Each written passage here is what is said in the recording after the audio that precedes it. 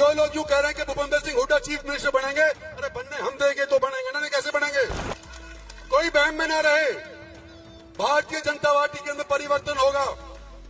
जो लोग आज बड़े बड़े ओहदों के ऊपर बैठे हैं, ये जरूरी नहीं कि आगे भी यही उसी तरह से बैठे रहेंगे। और भाई पार्टी वालों, आपकी पार्टी से हम टिकट लड़ रहे हैं, मोदी की वजह से हम टिकट लड़ रहे हैं। मोदी जी ने टिकट दिया तो मुझे केबरा टिकट ही ना मिलता।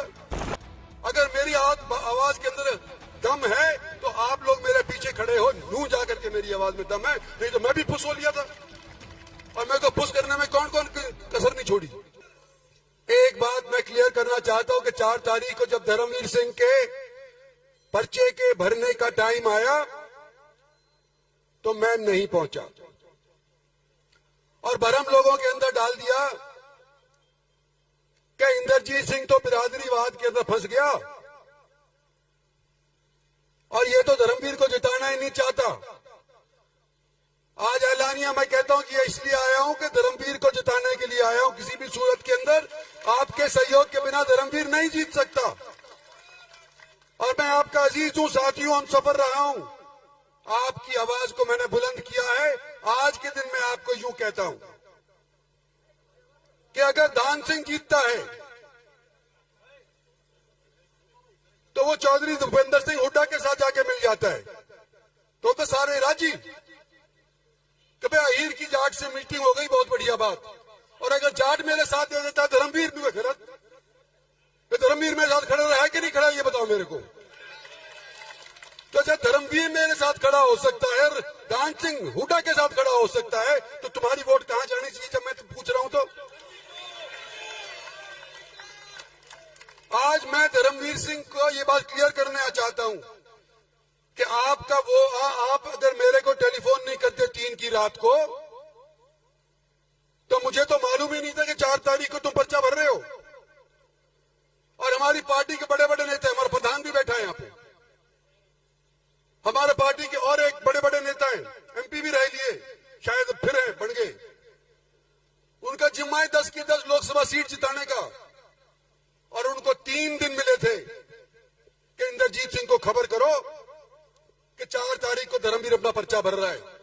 और 3 दिन तक इंद्रजीत सिंह के कानों खबर नहीं लगने दी कि 4 तारीख को धर्मवीर पर्चा भरने लग रहा है। जिम्मेवार किसको ठहराऊंगा? धर्मवीर ने तो आखिर में यही पूछ लिया कि आ रहा है कि नहीं आ रहा सुबह। इसको पार्टी वाले नू कहें कि हमारी जिम्मेवारी है, इंद्रजीत सिंह को इतना हम कर देंगे। और फिर इतना ना करें तो किसकी जिम्मेवारी भाई? जिस पार्टी वाले ने किया उसकी जिम्मेवारी है और इस इलेक्शन के बाद उसकी मैं खबर लूंगा।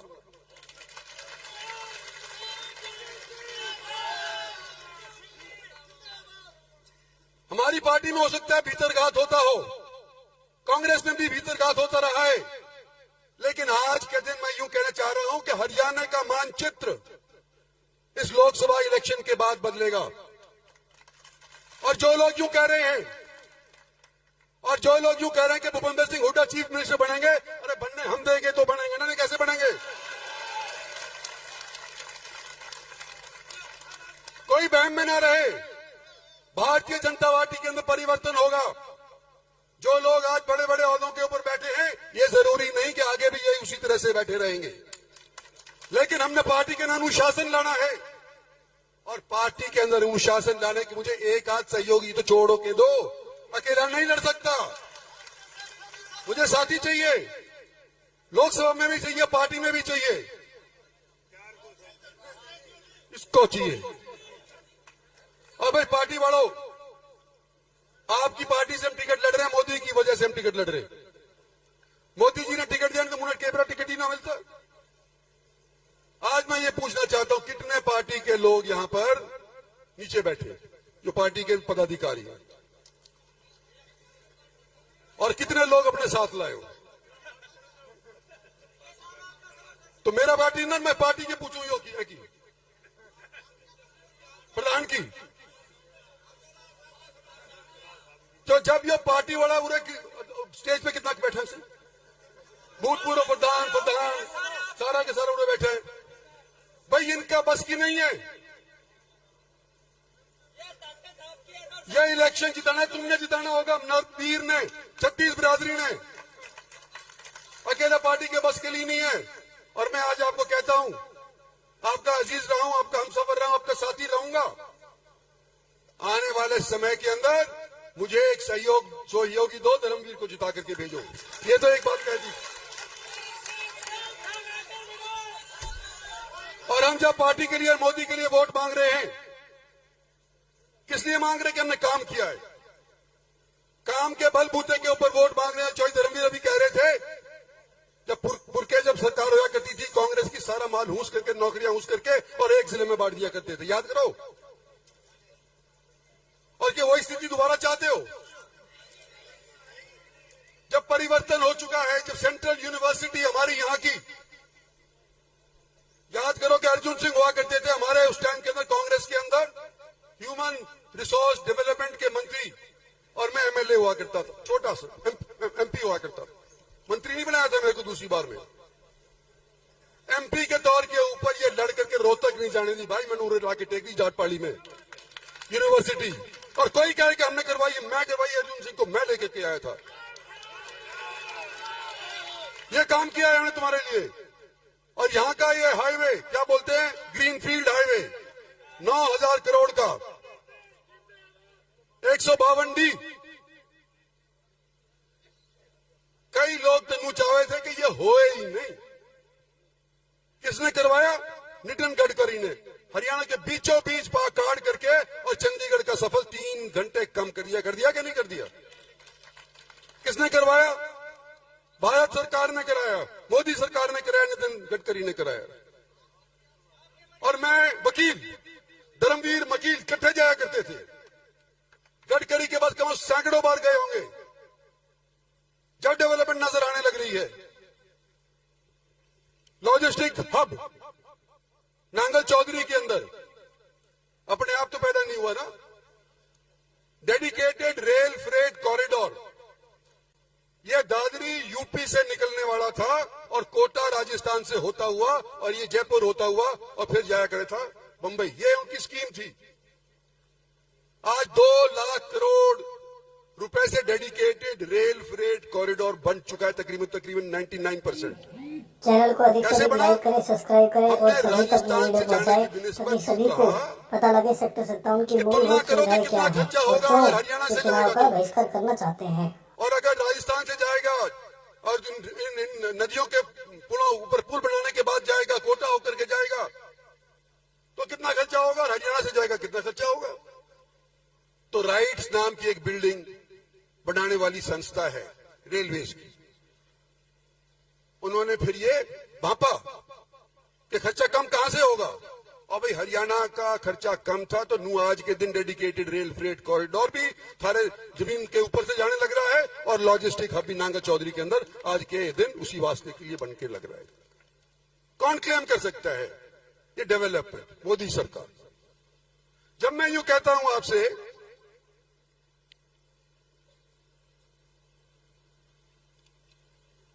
ये तो कही थी इन्होंने, पानी का इंक्रीज का बता दिया, धर्मवीर सिंह ने जी बता दिया, नारनौल महेंद्रगढ़ रोड का 4 लेन का बता दिया, ये उससे पहले अपने बनवारी लाल जी ने बता दिया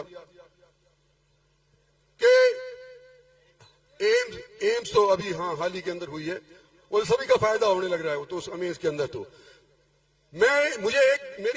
मेरे दिल में खलिश है थोड़ी सी। एम्स बड़ी मुश्किल के बाद जब नटनिया नाट रहे थे कि हमारे साथ गलत फैसला करवा दिया,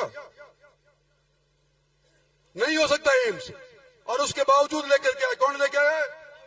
आपका अजीज, आपकी ताकत, आपका सहयोग, 36 बिरादरी का।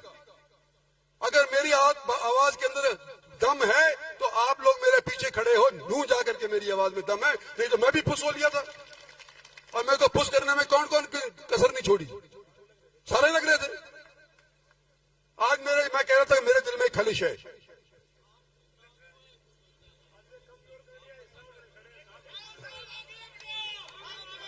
आज मेरे दिल में खलिश है कि हमने ये 152 हाईवे तो बना दिया और मेरे सहयोगी साथी बूढ़े जवान धूप के अंदर, तपती धूप के अंदर अभी भी डेरा डाले हुए बैठे हुए हैं कि हम उसका काम नहीं करवा पाए।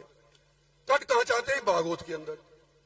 अभी यहां पे मेरे को बोल रहे थे, और बनवारी लाल जी के पास महकमा आ गया, शुक्र है पीडब्ल्यूडी का,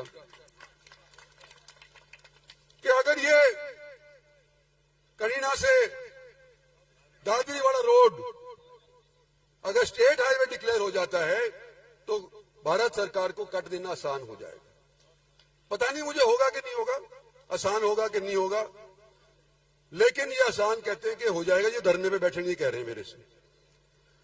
भाई बनवारी लाल जी, अगर चेक करो, अगर ये हो जाता है तो बहुत बढ़िया, और नहीं होता तो भी करवाएंगे। भाई वो दिन के तुम्हारा वहां बैठने का तुम्हारे को नुकसान नहीं होने देंगे। अभी भी बात उसके ऊपर करेंगे ही, पर उसके लिए मैं नहीं कर सकता। हमारा एमपी जब भी कहेगा जब भी तो बात बढ़ेगी। ये मोटी मोटी बात आपसे कहनी थी भैया। देखो, ये सारे काम आप लाए, लेकिन धर्मवीर को भी तो आप ही लेके आए हो। वो मैं कह दी ना कि धर्मवीर मेरे साथ रहा और धाम सिंह मैं बनाया, मेरे को छोड़ के भाग गया, है कि नहीं?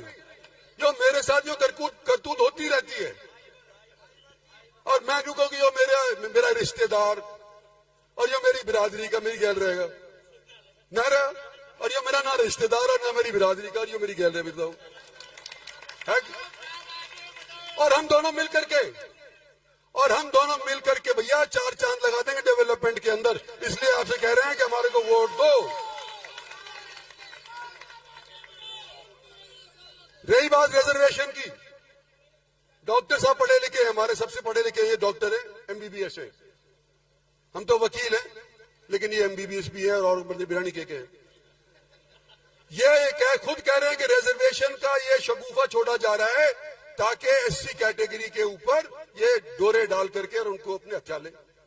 भाई एससी तुम्हारे काम भी तो होंगे अगर डेवलपमेंट होगा।